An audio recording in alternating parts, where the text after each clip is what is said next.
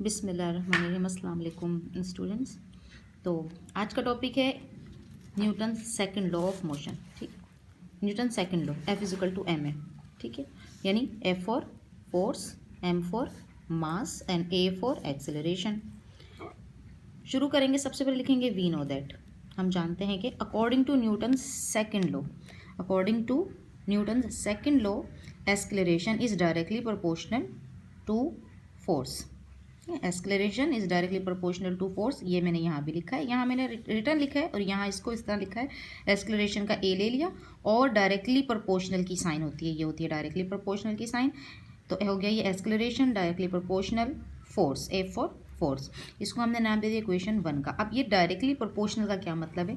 Directly proportional का मतलब है सीधा सीधा ताल्लुक, यानी एक्सेलरेशन का सीधा सीधा ताल्लुक है फोर्स से।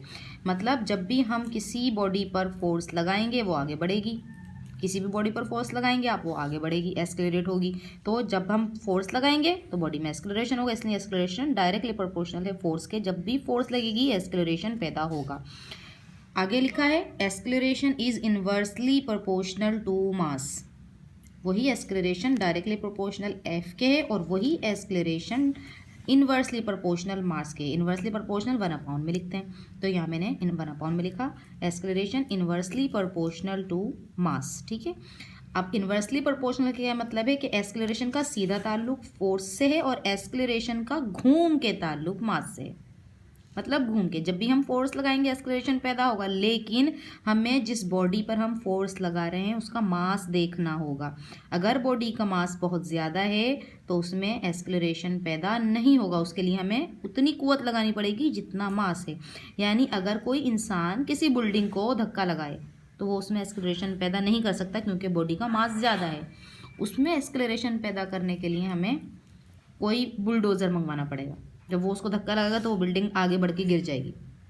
तो यानी मास ज़्यादा होगा तो फोर्स भी ज़्यादा लगानी पड़ेगी। तो एक्सेलरेशन तो होगा लेकिन मास को देखकर हमें फोर्स लगानी पड़ेगी, इसलिए एक्सेलरेशन का सीधा ताल्लुक फोर्स से, एक्सेलरेशन का घूम के ताल्लुक इनवर्सली प्रोपोर्शनल मास से। ठीक है, आगे हम इसको मैंने बना दिया इक्वेशन 1 और इसको मैंने बना दिया इक्वेशन 2। यहाँ मैंने लिखा है कंबाइन इक्वेशन 1 एंड 2। इक्वेशन 1 और 2 को कंबाइन करने पर, अब कैसे कंबाइन करेंगे इसको? ये देखें, दो दफ़ा ए है, ये भी ए है, ये भी ए है, एक दफ़ा लिख दूंगी क्योंकि दोनों में एक्सेलरेशन की बात हो रही है, एक दफ़ा लिख दिया। प्रोपोर्शनल की साइन भी 2 दफ़ा है, एक दफ़ा लिख दूंगी।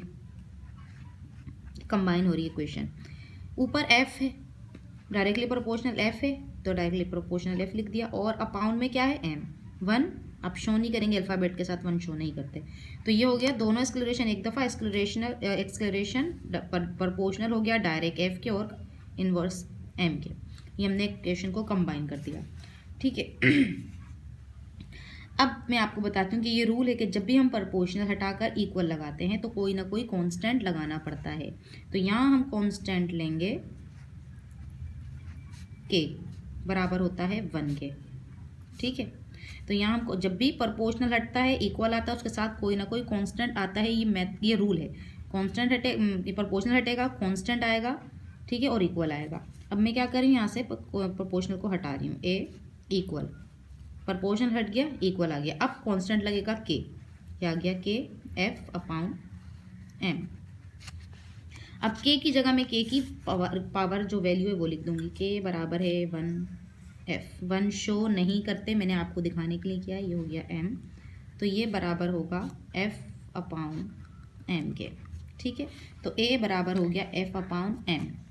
जगह की वजह से मैं इसको यहीं पर आगे शो, ये इसके नीचे के स्टेप में इधर कर रही हूँ। तो a is equal to F upon M, मैंने दोबारा लिखा है, आप एक ही दफ़ा लिखेंगे, 2 दफ़ा नहीं लिखेंगे।